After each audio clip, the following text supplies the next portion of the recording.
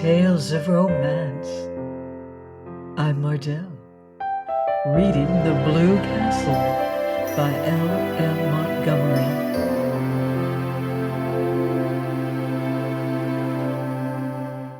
Chapter 13.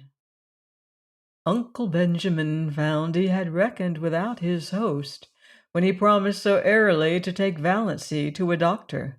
Valancy would not go. Valancy laughed in his face.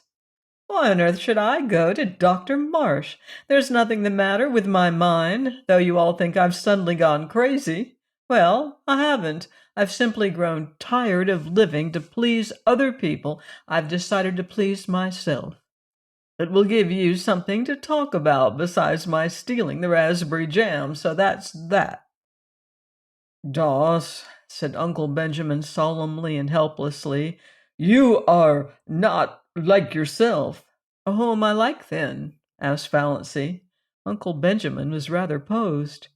"Your grandfather, Wansbera," he answered desperately. "Thanks." Valancy looked pleased. "That's a real compliment. I remember Grandfather Wansbera. He was one of the few human beings I have known, almost the only one. Now it is of no use to scold or entreat or command Uncle Benjamin, or exchange anguished glances with Mother and Cousin Stickles. I am not going to any doctor, and if you bring any doctor here, I won't see him. So, what are you going to do about it?" What indeed? It was not seemly, or even possible, to hail Valancy doctorwards by physical force, and in no other way could it be done, seemingly. Her mother's tears and imploring entreaties availed not. "Don't worry, Mother," said Valancy lightly but quite respectfully. "It isn't like I'll do anything very terrible, but I mean to have a little fun." "Fun?" Mrs. Frederick uttered the word as if Valancy had said she was going to have a little tuberculosis. Olive, sent by her mother to see if she had any influence over Valancy, came away with flushed cheeks and angry eyes. She told her mother that nothing could be done with Valancy after she, Olive, had talked to her just like a sister, tenderly and wisely. All Valancy had said, narrowing her funny eyes to mere slips, was, "I don't show my gums when I laugh." More as if she were talking to herself than to me.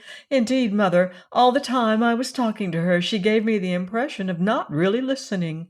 And that wasn't all. When I finally decided that what I was saying had no influence over her, I begged her when Cecil came next week not to say anything queer before him, at least. Mother, what do you think she said?" "I'm sure I can't imagine," groaned Aunt Wellington, prepared for anything.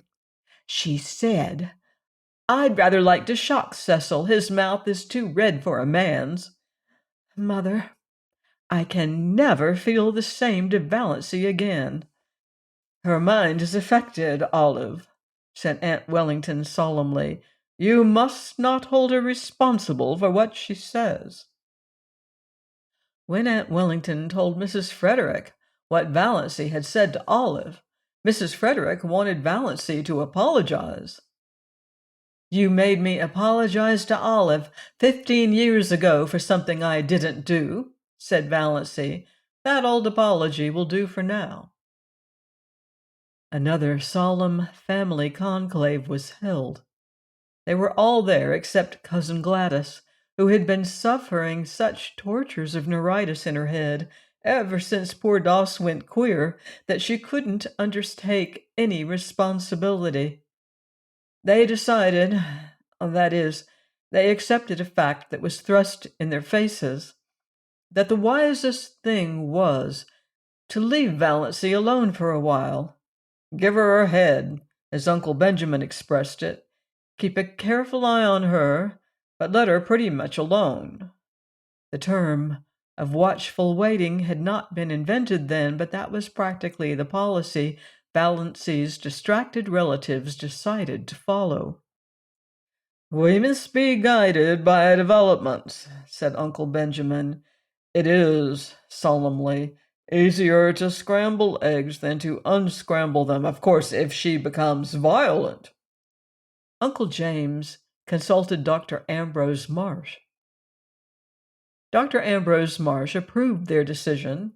He pointed out to irate Uncle James, who would have liked to lock Valancy up somewhere, out of hand, that Valancy had not as yet really done or said anything that could be constructed as proof of lunacy, and without proof you cannot lock people up in this degenerate age.